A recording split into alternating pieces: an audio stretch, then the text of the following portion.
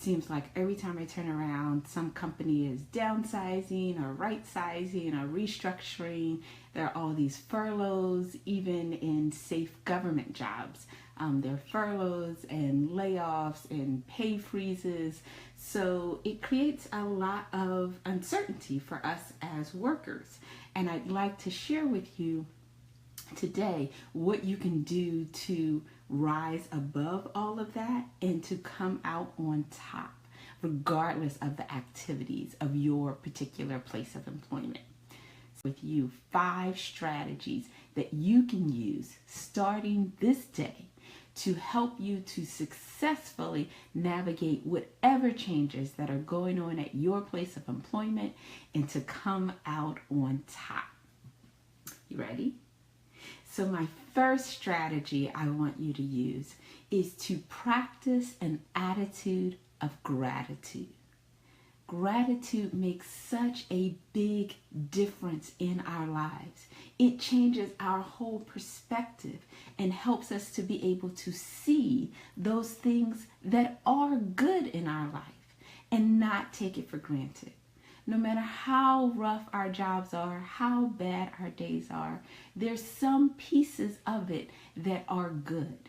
And by having an attitude of gratitude, it allows us to focus on those pieces that are good and to give us a sense of enjoyment and pleasure, even in the midst of the chaos and in the midst of the frustration.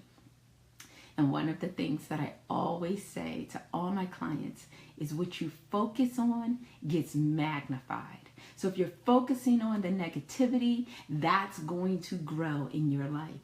And if you're focusing on the good, that's going to grow as well.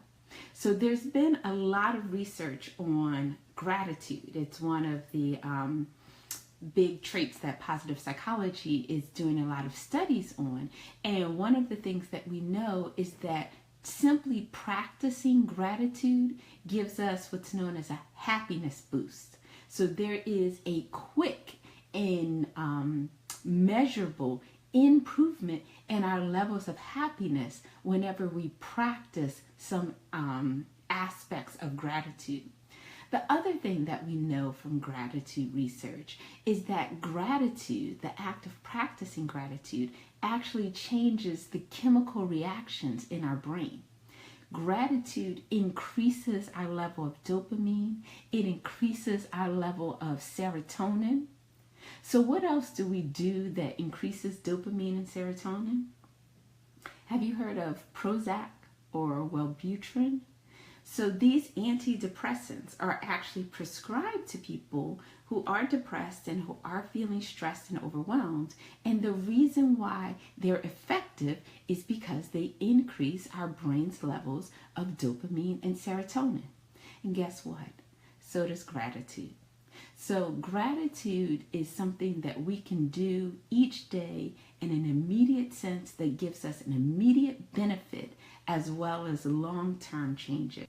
Now, let me share with you the second strategy that you can use to help you navigate all the chaos that's occurring at work. This one is, I want you to get clear on how your role supports the work of the company. So everybody who is employed by a company, you have your job description, something that you're supposed to do.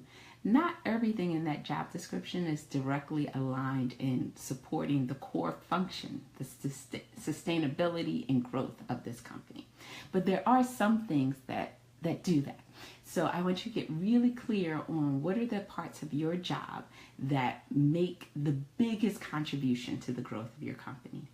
And I want you to focus using your strengths on those parts of your job. So we've been talking a lot about signature strengths and what they are and how this is the area that it is the easiest and quickest way for you to excel and distinguish yourself and rise to the top 1%.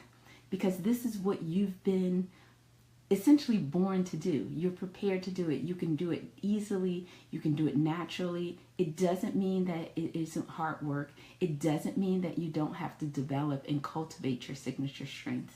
You definitely do. But it is your brand that distinguishes you from everyone else and that allows you to do work that is at the highest level of excellence. And it's the easiest and most enjoyable work for you because you're using your signature strengths.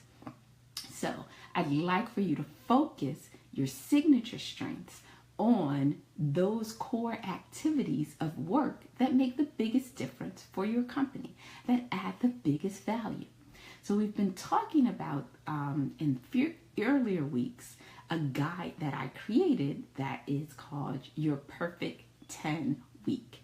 And in Your Perfect 10 Week, I kind of walk you through some exercises to help you both use your signature strengths at work and then to monitor the impact of those signature strengths. So when you're using it, what are the outcomes that are attached to that? How is it changing your productivity? How is it changing what you're able to accomplish? How is it changing how customers respond to you?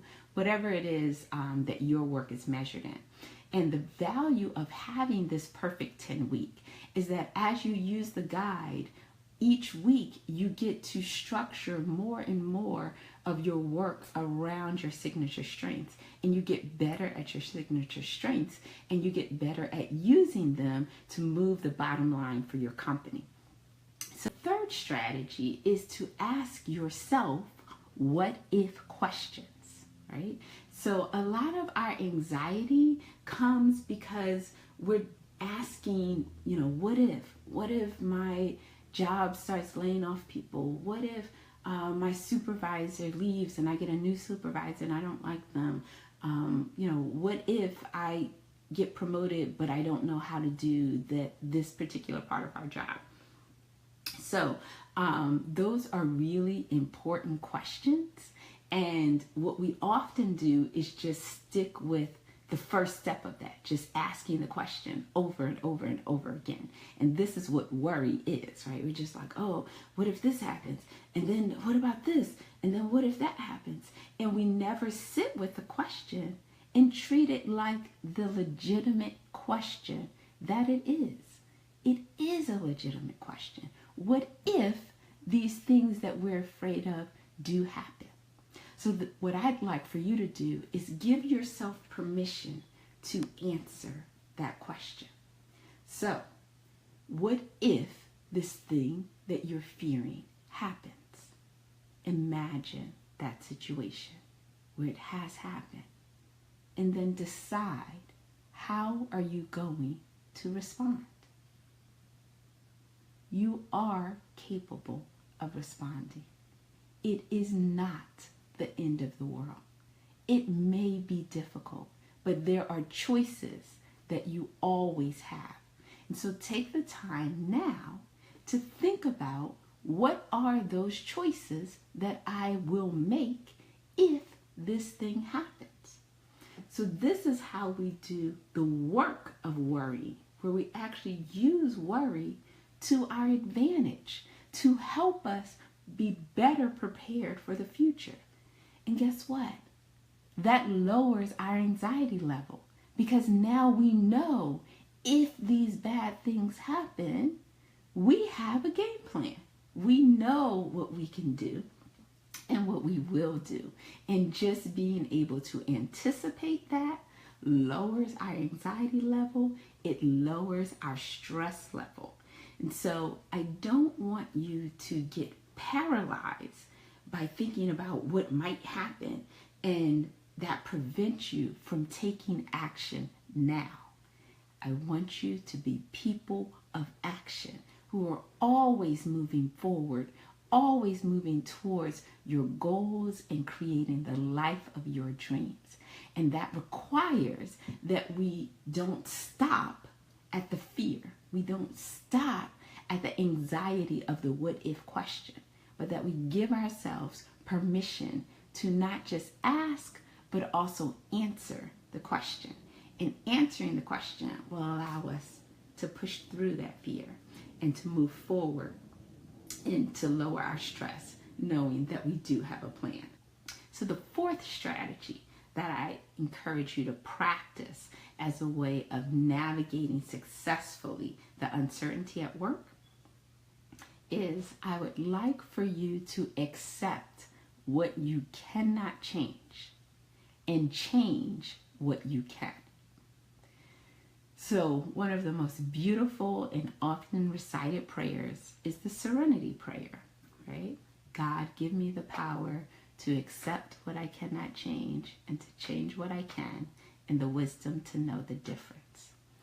So let me help you with the wisdom to know the difference. The thing that you cannot change is other people. You can't change their behavior. You can't change their thoughts or their attitudes. You have no control of people outside of you. The thing you can change is yourself. You can change your thoughts. You can change your attitudes. You can change your behaviors. And by focusing on the things you can change, the world within you, you can better prepare yourself to handle all the chaos of what is outside of you.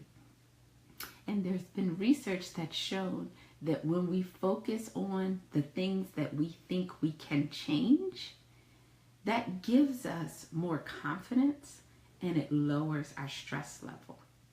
So if you've ever seen people, there's just fires burning out around them, but they are walking through that situation calm and making decisions and speaking with confidence, that is because they have focused on mastering their inner world, the part that they can change. And that level of self-mastery allows you to engage with the chaos in the outer world in a way that doesn't disturb you, create chaos in your world. So there are things about your job that you aren't going to be able to change. Accept it. And focus on what are the things that you can change. And perhaps you might decide, I need to change my job because of these things that I cannot change, that other people have put on my plate, or the environment that I'm in is not a good and productive environment for me. And so I will choose to be somewhere else. Great. That's your choice. That's what I'm saying. Focus on the things that you choose, the way that you think, the way that you act, and in your attitude as you're approaching the day. So that's the fourth strategy that you can do in order to successfully navigate chaos around you, is to focus on what you can change and to work on that. So the last strategy I want to share with you today, this is the fifth strategy that you can use to navigate chaos at work. And it is for you to ask yourself, what is the most important thing that I can do to secure my future? And then commit to doing it. So, a number of times when we're feeling this anxiety, it's because we think we can't handle whatever that future negative outcome is. If I lose my job, everything will fall apart. I don't have any money. I don't have a way of supporting myself. I can't get another job, or whatever the fears are that we have. And so again, some of this is under your control. So if you can anticipate, oh, this is where I'm vulnerable, I don't have any savings, then commit yourself to making a change in that area, to building up a savings cushion. If you're afraid and saying, I don't really have connections outside of this particular company, and so if I can't work here, I don't think I can get another job, then focus your time and energy on developing professional and personal relationships outside of your company. Do networking, go to those social events, right? So it's a way of turning your vulnerabilities into strengths. You want to shore them up. So part of your anxiety is around, they're weak parts of your armor. And then you can take that and create smart goals around how to strengthen some of the weakest areas. So when I say smart goals, you've been with me long enough, you know what smart goals are. They are specific, they are measurable, they are action-oriented, they are realistic, and they are time-bound. And so as you set those smart goals around things that will address your vulnerabilities, you'll be able to accomplish those goals. And guess what? You will have more power and confidence in work because you won't be vulnerable in the same way in which you are now.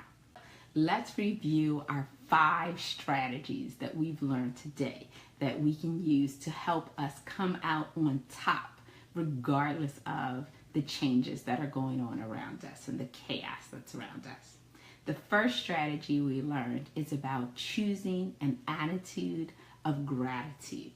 The second strategy that we learned about was getting clear on what we actually offer to the company in terms of the value that we create for their bottom line and how we can use our strengths in order to maximize that value. Our third strategy was asking ourselves the what if questions. What if the things that we're afraid of actually happen? And spending some time answering those questions, not just asking. The fourth strategy that we learned is to accept what we cannot change, meaning other people, and to focus on what we can change, meaning ourselves and our inner world and our choices, and to take responsibility for that.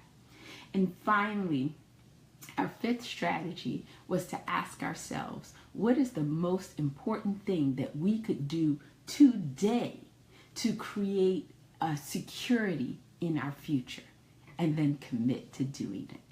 So as we practice those 5 things, that will give us the security and the confidence and the calmness to be able to continue to do our best work and continue to excel in spite of all the things that are falling around us.